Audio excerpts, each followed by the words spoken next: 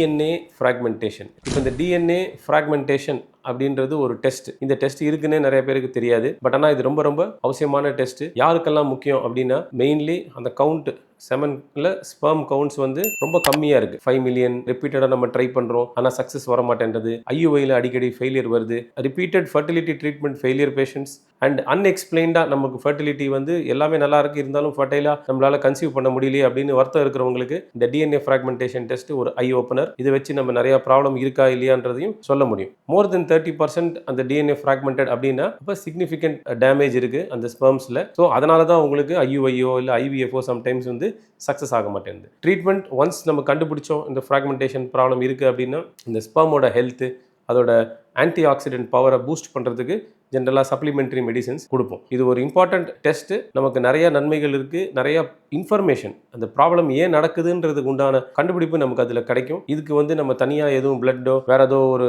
டெஸ்ட்டோ நம்ம பண்ண வேண்டாம். நம்ம கொடுக்குற அதே அந்த செமன் டெஸ்ட்டுக்கு எப்படி நம்ம செமன் கொடுக்குறோம் ஸ்பெர்ம் கவுண்டிங் பார்க்கறதுக்கு, அதே செமனில் இந்த டிஎன்ஏ ஃப்ராக்மெண்டேஷன் அப்படின்ற டெஸ்ட்டை ரன் பண்ணோம் அப்படின்னா உங்களோட அந்த ஸ்பெர்மில் இருக்கிற டிஎன்ஏ ஹெல்த் எப்படி இருக்குன்றதை கண்டுபிடிச்சிக்கலாம்.